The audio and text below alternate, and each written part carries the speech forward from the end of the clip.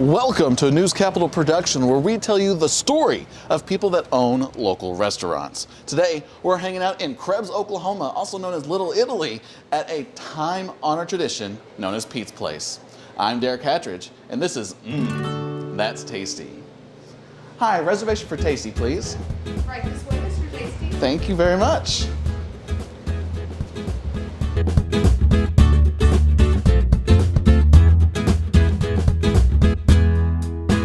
I'm Blair. I'm Katie. And I'm Kathy. I'm Joe.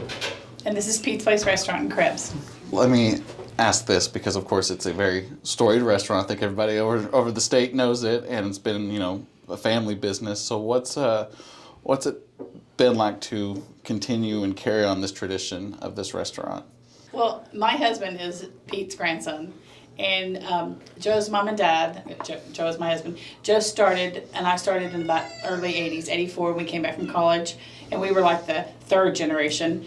It was just kind of a natural progression. His mom and dad were ready for somebody else to come in and help, so we came in and helped, and they did what they needed to do, and kind of what we're doing now, working less, watching the kids, grandkids more, and we worked and we're still working. And then we have 3 children. They all went to Oklahoma State to hotel restaurant school. It's called something else now.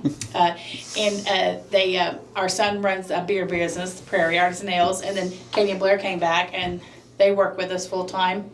It's been great. I never said, I've always told my kids, if you don't want to come back and work at the restaurant, don't ever think you have to. And they all like the restaurant, I guess, enough, and they like me enough that they want to come back and hang out. So for you, what has it been like to kind of grow up with this place? Oh, I don't know any different. Right. So it's really no. It's the thing that is grow up with it is literally it's grown up. It's much larger than it was when Kathy and I got out of school. My dad threw us the keys and went and ran for mayor. So it's quite an operation now compared to what it was in those days. But in scale, it's all still. It was a hard job back then. It's a hard job now. Absolutely. The pandemic restructured obviously the world, but it certainly restructured restaurants. Absolutely. Whether you wanted to be restructured or not, you got restructured.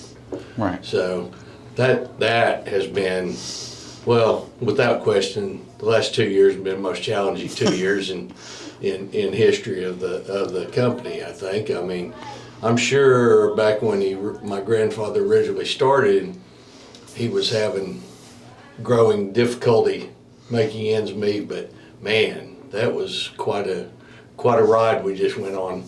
So Yes, sir. pretty crazy. Yeah, I think Pete always had it rough. So he was used to the rough every day, and for a long time. Yeah. I mean, that was their way of life compared to how it was, and then bam, it was different.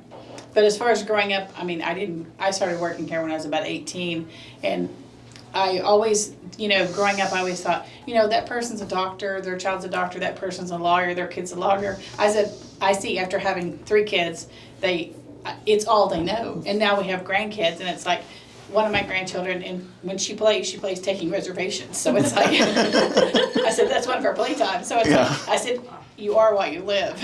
Absolutely. Of course, you get a large variety of really good Italian food, and it's, again, people come from all over. You have the portraits out there. What has been, would you say, though, the most popular thing on the menu? Lamb fries, probably. It's the most unique. There are very few places you can get lamb fries. Our original shirt said, if you haven't had fries at Pete's, you haven't had fries. Yeah, that was our catchphrase back in the 90s. It was on a t-shirt. Like it. People always come here and they're like, we have to try the lamb fries. And they're like, what are they? I'm like, well, just try them first, and then we'll tell you what they are. That's how I was given them when I was a young kid here, is just try them and you'll like them. Yeah. Yeah, a lot of kids call them happened. chicken. They're like, oh, we're having the chicken. That's how they got me. But who would you say has been the most notable diner in the restaurant? It's funny you ask about the most famous, most noteworthy, most whatever. we have a host staff of 16, 18, 19-year-old kids. And the other night, we were talking about the pictures, and one of the guys said, "Who do you think the most famous person is that's ever eaten here?" And I said, "Well," and I was just pausing, thinking, and he said, "I think it's probably Reba." I said, "Well, she's probably the most famous, yes." I said, I'm going to have to go with Carl Albert. Right. And so we laughed, and we had a little mini history lesson, and one of the guys said, We're in the kitchen being busy, and Mom's having a history. She's having history. So I said, "What's Mom doing?" I said, "Teaching the hostesses about the pictures." And one of the guys says, "So is that why that street's named that, Carl Albert?" I'm like, "That's it." Oh, no. So we had a good laugh about that. The only question I have left then is for someone who, for whatever reason, has not come in the restaurant before, what would be your words to them to tell them to come try you out? It is a kind of a unique experience. Well, I definitely think the private rooms intrigue people. Yeah. Intrigue most, freak out a few. Like, don't want it, but it's very that's a very intriguing part. Is Every that they once in a wanna, while you run across somebody that doesn't they're like like it. that. It's The really closet. weird. They call it a closet, but I mean, most time it's like you're gonna have a family style meal and you sit in a room, and I think that's probably one of the most desirable things about here is that people like to be able to come and kind of have a family room for their family. It's, unique. I don't know anywhere else that has quite this setup.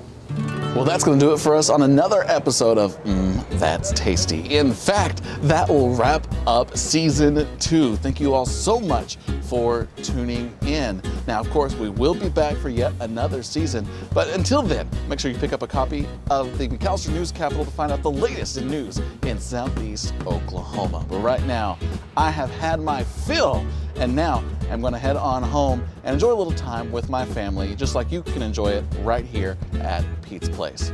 So until next time, this is Derek Hatcher saying Merry Christmas, everybody, and this is tasty.